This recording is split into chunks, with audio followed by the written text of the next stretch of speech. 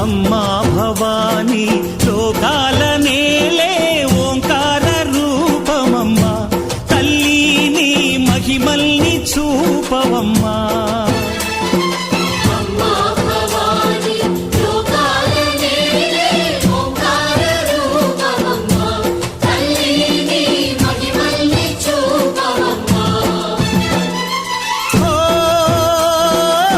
సృష్టికే దీపమా, శక్తికే మూలమా, సింహరథమే నీదమ్మా. అమ్మ దుర్గమ్మ భక్తులను దీవించుమా.